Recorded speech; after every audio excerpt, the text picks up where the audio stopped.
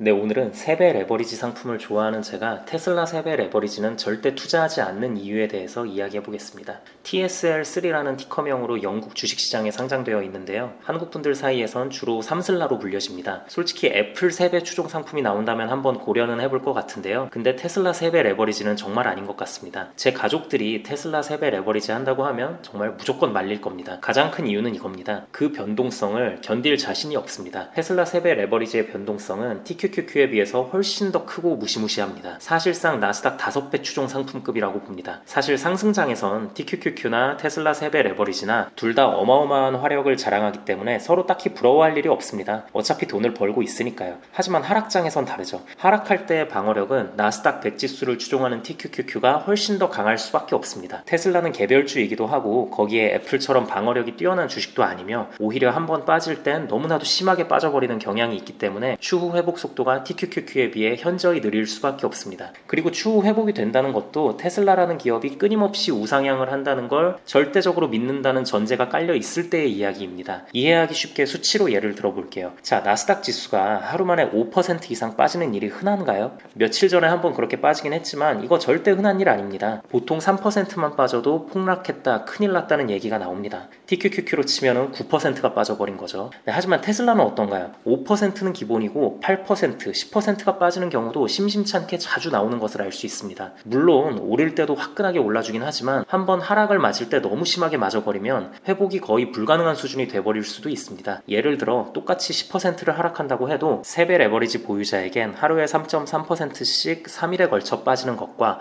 하루에 10%가 확 빠져버리는 것의 차이는 어마어마합니다. 100달러의 주가가 3일에 거쳐 3.3%씩 총 10%를 빠진다면 100달러였던 주가가 첫날엔 96.7달러로 떨어지고 그 다음날엔 93.5달러로 떨어지고 그리고 마지막 3일째엔 90.4달러, 그러니까 최종적으로 대략 90달러가 남게 됩니다. 하지만 하루 만에 10%가 순식간에 빠져버린다면 100달러였던 주가가 그냥 곧바로 70달러로 됩니다. 단 하루 만에 최종적으로 70달러가 남게 됩니다. 이 엄청난 차이가 보이시나요? 자, 심지어 나스닥이 3일 연속으로 저렇게 빠졌으니 테슬라도 당연히 추가적으로 2일 동안 같이 따라서 크게 빠질 확률이 높겠지만 이 2일 동안의 하락폭은 아예 계산에 넣지도 않았는데도 불구하고 저렇게 큰 차이가 나옵니다. 2, 3일 정도만 하락장이 세게 이어져도 그야말로 재앙이라고 볼 수 있습니다. 그리고 추후 떨어진 주가를 회복하기 위해선 그 수십 배, 수백 배가 훨씬 더 넘는 큰 상승률이 필요하게 됩니다. 그렇기 때문에 하루에 10% 혹은 그 이상도 빠질 수 있는 가능성이 매우 높은 극심한 변동성을 가진 테슬라는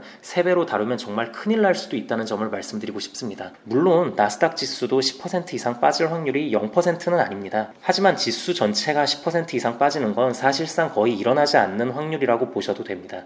테슬라는 너무나 매력적인 주식입니다. 하지만 워낙 급격히 고성장을 이룬 주식이라 굳이 3배로 들고 가지 않아도 그 자체로도 이미 변동성이 어마어마합니다.